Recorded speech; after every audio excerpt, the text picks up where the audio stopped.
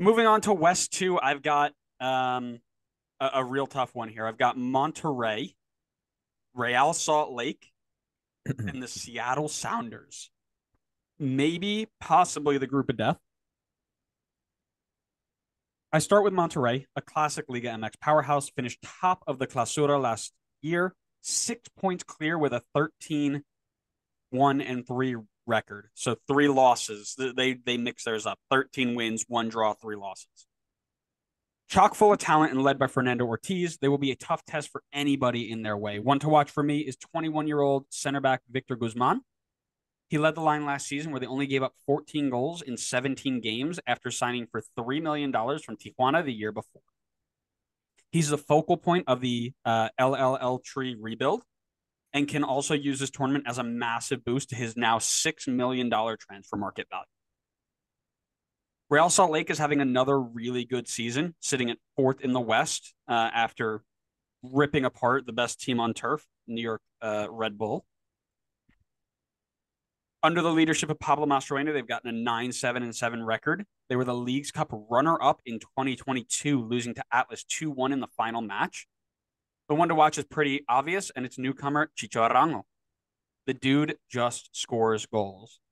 28-year-old Colombian with 2 national team appearances already, has a goal and assist in 2 matches for RSL so far, but he scored 5 and 2 in 11 matches for Liga MX when he was over there with Pachuca, and had an insane 33 goals in 54 matches for LAFC.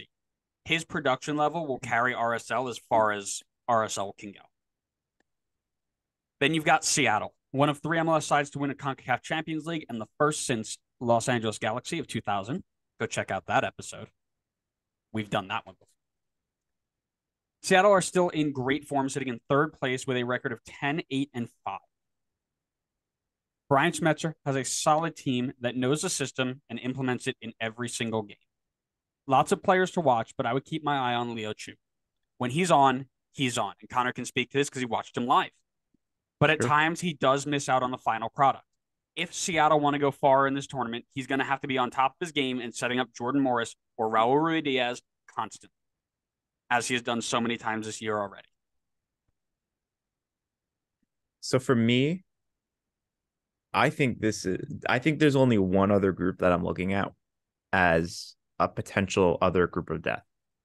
But this one, the reason that I'm saying this is because I feel like if you just think about it on paper really quick, you'd be like, oh, like RSL is probably a weak link.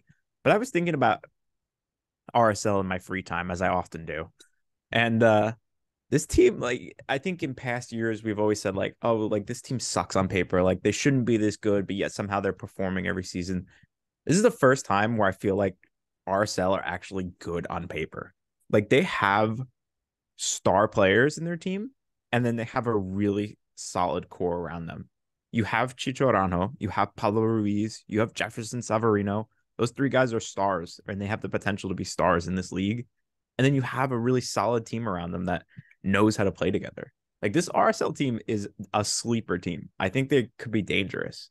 I don't know what to expect from them. I think they got super unlucky and that this is a really stacked group. You may say unlucky. Talk to me about predictions then.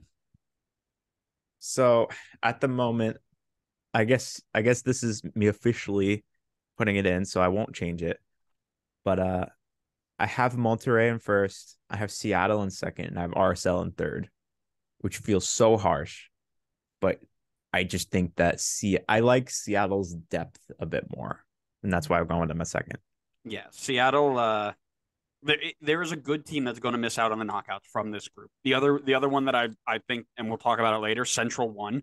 Yeah, that's the other one I was Club considering too. America, the Crew, and St. Louis is going to be another That's one where it's going to hurt. Yeah. However, I mentioned Leo Chu's got to be on or he's not.